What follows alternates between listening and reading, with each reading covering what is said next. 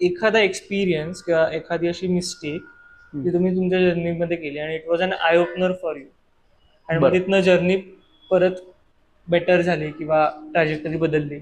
Okay. याच्यात 2-3 हे सांगतो. एक तर नॉलेज मी मगापासून का म्हणतोय, कारण that was the main learning for me. I have met one of the lubricant company in Faridabad माझ्या अगदी करिअरच्या सुरुवातीच्या काळात. लुब्रिकेटिंग कंपनी लुब्रिकेशन कंपनी म्हणजे ऑइल वगैरे जे बनवतात, ओके, ग्रीस आणि ऑइल बनवतात, तसं. या मॅन्युफॅक्चरिंग कंपनीला मी भेटलो आणि त्यांच्या सिनियर मॅनेजमेंट सोबत माझी मीटिंग होती आणि माझं अगदीच करिअरची सुरुवात आणि ते अगदीच त्यांच्या करिअरच्या पीकवर हे होतं. आणि समहाऊ ते डिस्कशन फिसकटलं आणि त्याचा बेस होता माझं नॉलेज नव्हतं आणि I could not convert that client. आणि हे मी म्हणतो की हे माझ्या करिअरच्या खूप सुरुवातीच्या काळात झालं म्हणून खूप चांगलं झालं. त्यानंतर जवळजवळ 1 महिना मी कुठलीही मीटिंग केली नाही आणि I engross myself in to only study knowledge. आणि मी हा डेटा पॉईंट कुठून घेऊ, तर मी माझे रिसोर्सेस वाढवले. मी पेड सबस्क्रिप्शन घेतले न्यूज इन्फॉर्मेशनसाठी, त्याला इंटरप्रिट केलं त्या डेटाला आणि कंपन्यांचा अभ्यास केला की त्यांना काय लागतं.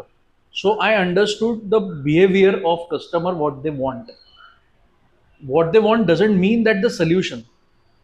M I able to solve their problem through my offerings, हे मी समजून घेतलं आणि हे याला मी नॉलेज म्हणतोय. आणि ज्यावेळेस मला थोडा कॉन्फिडन्स आला, हां हे आता काम करेल, देन आय स्टेप्ड आउट आणि from that day I am stepping out.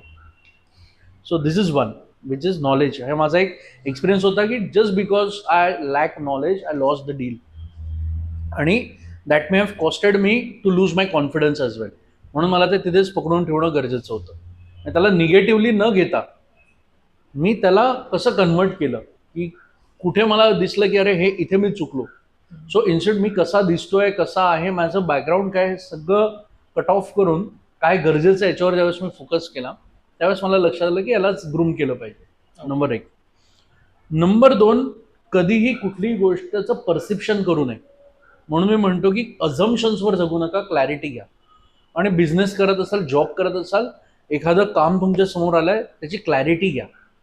कोणाला एखादी गोष्ट द्यायची आहे त्याची क्लॅरिटी घ्या. अझम्पशन नाही, याला हे असं हवं असेल किंवा ही व्यक्ती माझ्यासाठी नेहमी अवेलेबल आहे असंही नाही. Get a clarity. आणि ती क्लॅरिटी असणं खूप गरजेचं आहे. सो नॉलेज, क्लॅरिटी हा ब्लेंड. तिसरं, without efforts you don't get anything. So efforts are very very very important. या 3 गोष्टी. आणि चौथं, which look simple it is not that simple. So याचा एक्सेप्टन्स असणं गरजेचं आहे आणि आपल्याला आपल्या लिमिटेशन्स माहिती आणि आपले टॉलरन्सेस माहिती पाहिजे.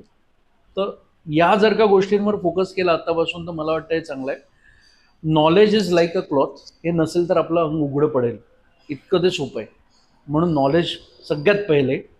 मग त्यात कारण पर्सनॅलिटी वगैरे या सगळ्या गोष्टी बाजूला ठेवू, आपण स्किलला बाजूला ठेवू. एखाद्याची सॉफ्ट स्किल चांगली नाही पण तो चांगलं काम करू शकतो. Zoho is one of the best example की जी आपली इंडिजिनस कंपनी आहे की ज्यांनी ग्रूमिंग किंवा खूप असं फ्लॅशी गोष्टींकडे लक्ष न देता इंडिजिनस गोष्टींवर लक्ष दिला. सो जर का मी पेहराव म्हटला कॉर्पोरेटचा तर टाय सूट बूट असतं.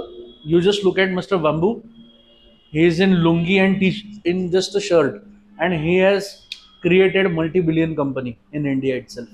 तर त्यामुळे सगळे मिथ आहेत. तुमचं नॉलेज जितकं चांगलं you will get rewarded, as simple as that. तर नॉलेज, त्याच्यानंतर प्रॉब्लेम सॉल्विंग स्किल्स, पेशन्स. कुठल्याही गोष्टीचं विदाऊट एफर्ट्स तुम्हाला काही मिळणार नाही आहेत, तर एफर्ट्ससाठी नेहमी तयार राहायचं आहे. आणि you have to keep working every single day. या गोष्टी मला असं वाटतं की ज्या चुकांमधूनच मी शिकलो की मला एखादं वाटत होतं की हा क्लायंट कन्वर्ट होईल किंवा हा मला बिझनेस देईल, हे मला वाटून गरजेचं नाही. मला क्लॅरिटी घेणं गरजेचं आहे. मी खरंच ते करतोय का, आणि की पीपल एंगेज्ड विथ यू. तुमच्या ऑडियन्सला एंगेज ठेवणं गरजेचं आहे. कारण जर का मी त्यांना एंगेज नाही ठेवलं तर there are many people who are going to serve them, as simple as that.